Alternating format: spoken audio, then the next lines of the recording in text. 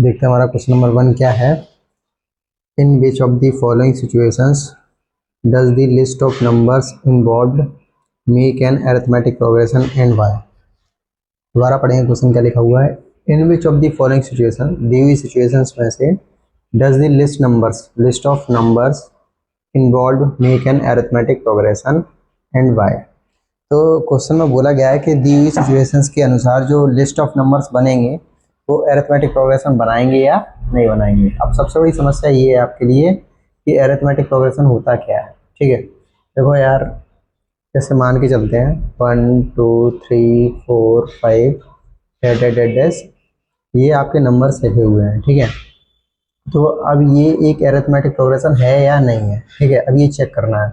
जैसे मान लेते हैं ये जो नंबर 1 है ये हमारी फर्स्ट टर्म है, तो फर्स्ट टर्म को हम A1 से डिनोट करेंगे। ठीक है, और ये हमारी सेकंड टर्म है, तो सेकंड टर्म को कैसे डिनोट करेंगे A2 से।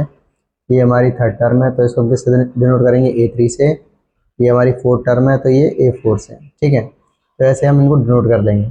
अब हमें ये चेक करना है कि ये AP है या नहीं है। तो कैसे चेक करेंगे, हम चेक करेंगे A4 में से A3 माइनस कर देंगे, और A3 में से A2 माइनस करेंगे, और A2 में से A1 माइनस करेंगे।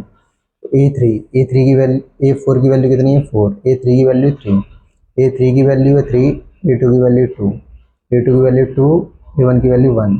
4 में से 3 गए 1, 3 में से 2 गए 1, 2 में से 1 गए 1। आप ऑब्जर्व कर रहे होगे कि सबका डिफरेंस कितना है, 1 है। जो डिफरेंस 1 है इसको हम अरिथमेटिक प्रोग्रेशन में कॉमन डिफरेंस बोलते हैं। क्या बोलते हैं, कॉमन डिफरेंस। ठीक है, अगर किसी लिस्ट ऑफ नंबर्स में कॉमन डिफरेंस सेम होता है तो जो लिस्ट ऑफ नंबर होती है वो एक AP होती है। बात समझ में आई। जैसे मैंने लिख दिया 2 4 6 8 10 डैश डैश डैश, तो देखो सब में कितने का डिफरेंस है, 2 का। इसमें भी 2 का डिफरेंस है, इसमें भी 2 का डिफरेंस है। तो इन सब में कितने का डिफरेंस है, ये सब कितने का डिफरेंस है, 2 का डिफरेंस है। तो डिफरेंस को हम इधर क्या बोलेंगे, common difference. Common difference same है, तो ये दी हुई जो सीरीज है, सीरीज बोल लो या लिस्ट ऑफ नंबर्स बोलो, इसको हम AP घोषित कर देंगे कि ये एक AP है, अरिथमेटिक प्रोग्रेशन है। ठीक है, AP शॉर्ट फॉर्म होता है अरिथमेटिक प्रोग्रेशन का। ठीक, अब स्टार्ट करते हैं हम अपना क्वेश्चन नंबर 1 क्या है, देखते हैं। The taxi fare after each kilometre, taxi fare मतलब कोई टैक्सी है उसका किराया, फेयर मतलब किराया होता है। After each kilometre when the fair ₹15 for the first kilometre, when the fare is ₹15 for the first kilometer and ₹8 for each additional kilometer। इसका मतलब क्या है कि मान लो कोई टैक्सी है, उसका जो किराया है आफ्टर ईच किलोमीटर, हर एक किलोमीटर के बाद। ठीक है, when the fare ₹15 for the first kilometre, तो पहले जो टैक्सी है उसका फर्स्ट किलोमीटर का जो किराया है वो कितना है, ₹15 and ₹8 for each additional kilometre. तो जैसे जैसे किलोमीटर आगे बढ़ती है तो उसमें ₹8 और ऐड होने लगते हैं। जैसे समझो टैक्सी फेयर फॉर 1 किलोमीटर, तो शुरुआत में फर्स्ट किलोमीटर के लिए कितना किराया है, when the fair is ₹15 for the first kilometre, पहले किलोमीटर के लिए कितना रुपये है, ₹15। ठीक है, and ₹8 for each additional kilometre. अब जैसे मान लो टैक्सी, ये एक्स है ना, टैक्सी फेयर फॉर 2 किलोमीटर। अब 2 किलोमीटर के लिए देखो पहले तो ₹15 हो गए, फिर उसके बाद 1 किलोमीटर और बढ़ गया, तो 50 + 8 कितना हो गया, ₹23 हो गया। ठीक है, same taxi fare for 3 kilometre, 3 kilometre के लिए देखो 15 तो पहले किलोमीटर के लिए हो गया, फिर 8, 1 किलोमीटर बढ़ा, फिर एक और बढ़ गया 8। ठीक है, तो कितना हो गया, 31 हो गया। ठीक, अब लिस्ट ऑफ नंबर्स क्या बनी अपनी, लिस्ट ऑफ नंबर्स क्या है देखेंगे। पहले 15, फिर 23, फिर 31, ऐसे क्या है आता जाएगा। ठीक, अब जैसे ये क्या होगी अपनी, किसकी वैल्यू होगी, फर्स्ट टर्म है तो A1 से नोट करेंगे। ये कौन सी टर्म है, सेकंड टर्म, तो A2 से नोट करेंगे। ये कौन सी टर्म है, A3 से। ठीक है, अब हम चेक करेंगे, कैसे चेक करेंगे, A3 minus A2 equal to A2 minus A1। अब A3 की वैल्यू 31 है, A2 की वैल्यू कितनी है, 23। ठीक है, और A2 की वैल्यू कितनी है, 23, और A1 की वैल्यू कितनी है, 15। इतनी बात आपको समझ में आई कि नहीं आई, ये बताइए पहले। तो 31 में 23 जाएंगे तो बचेंगे 8, और इधर भी आ गया 8। देख रहे हैं दोनों का कॉमन डिफरेंस क्या है, सेम है। तो लिखेंगे क्या, hence common difference is same, so given situation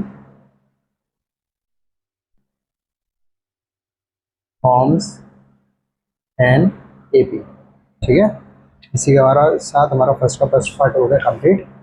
अब देखें सेकंड पार्ट है क्या इसका, लिए इसको पढ़ेंगे। लिखा है क्या, the amount of air present in a cylinder, amount of air present in a cylinder when a vacuum pump removes 1/4 of the air remaining in the cylinder at a time. दोबारा पढ़ेंगे question. The amount of air present in a cylinder, ठीक है, the amount of air present in a cylinder. अब मान के चलते हैं, let the amount of air present in a cylinder B X. अब आगे देखेंगे क्या लिखा है, when a vacuum pump removes 1/4 of the air remaining in the cylinder at a time.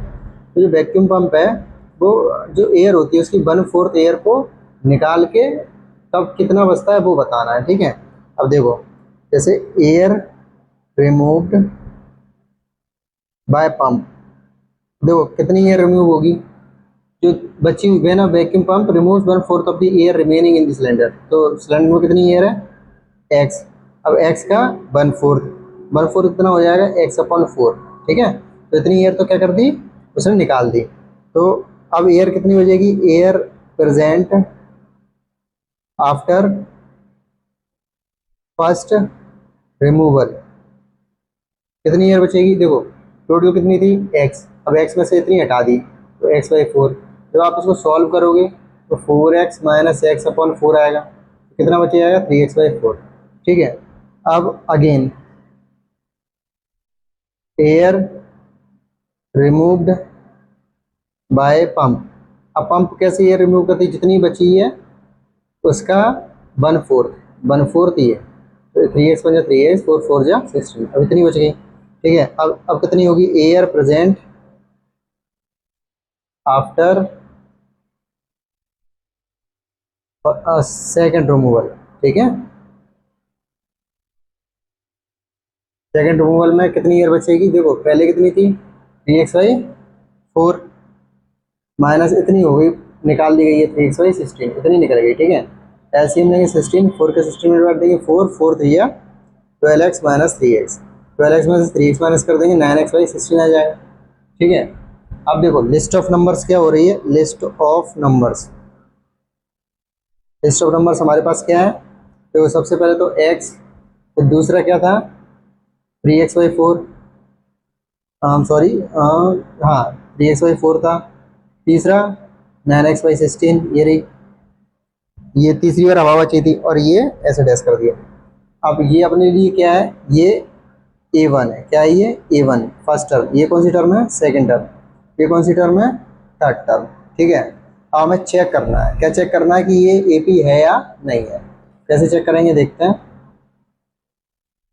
जैसे A3 - A2 equal to A2 - A1। ठीक है, तो A3 की वैल्यू कितनी है 9x/16 माइनस A2 की वैल्यू कितनी है 3x/4, A2 की वैल्यू कितनी है 3x/4, A1 की वैल्यू कितनी है x। ठीक है, अब इसको सॉल्व करना है, कैसे सॉल्व करेंगे देखो जरा इसको, एलसीएम ले लेंगे 4 आ जाएगा, 3x माइनस यहाँ 4x आ जाएगा, यहाँ एलसीएम लोगे तो 16 आएगा, 9x माइनस 4 का 4 4 जो 16, 4 3 12x ये आएगा, तो -3x/16 और यहाँ -x/4। अब ये देख रहे हो ये दोनों बराबर में नहीं है, तो ये बराबर नहीं है तो लिख देंगे since common difference is not same, तो given situation does not form an AP. ठीक है, ये हमारा फर्स्ट का थर्ड वाला पार्ट। तो क्या लिखा हुआ है पढ़ेंगे, the cost of digging a well. तो the cost of digging a well मतलब सोचो डिगिंग अ वेल, कोई कुआ है उसको खोदने की जो कॉस्ट है, after every metre of digging, मतलब हर एक मीटर के बाद, when it cost ₹50 for the first metre, पहला मतलब पहले मीटर के लिए जो कॉस्ट है वो कितनी रुपये लग रही है, ₹150। तो लिखेंगे क्या, cost of digging well for first metre. ठीक है, cost of digging well first metre कितना हो जाएगा, ₹150। अब देखो उसके बाद लिखा क्या है, and rises by ₹50 for each subsequent metre. तो ऐसे क्या है, अगर दूसरा मीटर मतलब खोदेंगे तो उसमें ₹50 ऐड हो जाएंगे, फिर तीसरे के लिए ऐसे 50-50 ऐड होते जाएंगे। ठीक है, तो सेकंड मीटर के लिए कितना हो जाएगा, ₹150 प्लस 50 कितना हो जाएगा, ₹200। ठीक है, सेम थर्ड मीटर के लिए कितना हो जाएगा, 200 प्लस 50, ठीक है कितना हो जाएगा, ₹250। तो अब अपने पास लिस्ट ऑफ नंबर्स क्या आ गई है,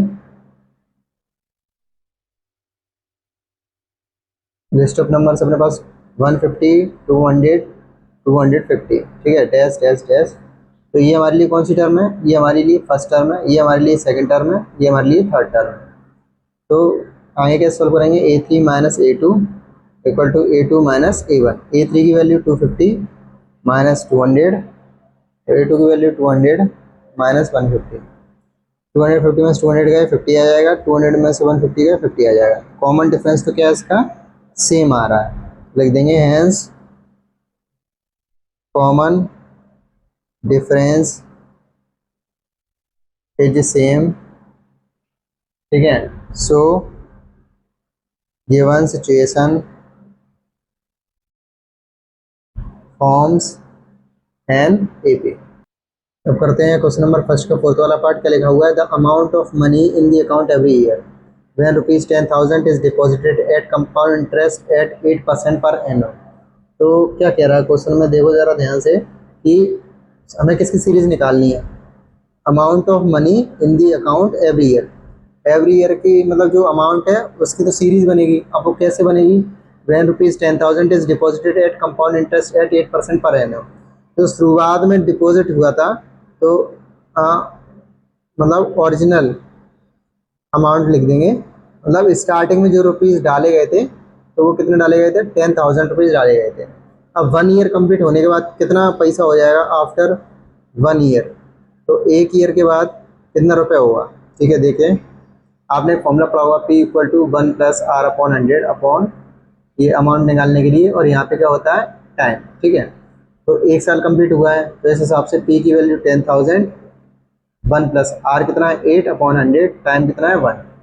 ठीक है, 10,000 इसको जब सॉल्व करोगे तो 108/100 आएगा, इससे ही कट गया इससे ही कट गया, तो कितना हो गया 10800।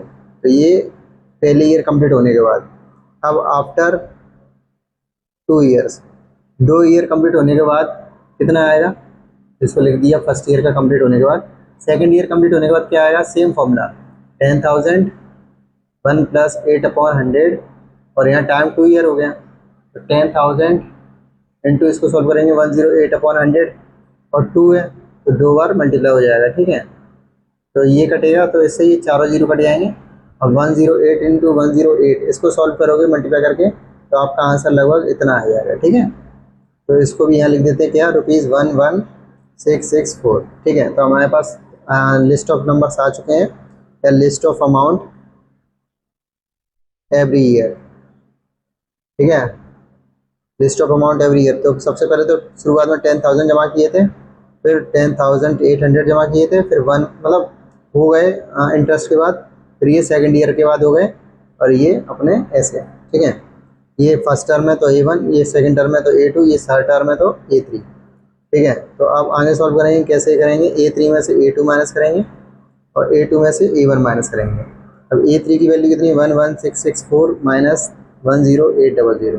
ठीक है, अब A2 की वैल्यू कितनी है, 10800 माइनस 1000। ठीक है, अब इसको सॉल्व करोगे, जब आप इसमें माइनस करोगे तो 64, 60 में से 8 गया 8 कितना आएगा, और यहाँ 800 आ रहा है। अब आप देख रहे हो ये दोनों बराबर नहीं है आपस में, नॉट इक्वल टू हो गया, तो कॉमन डिफरेंस सेम नहीं है, सिंस कॉमन डिफरेंस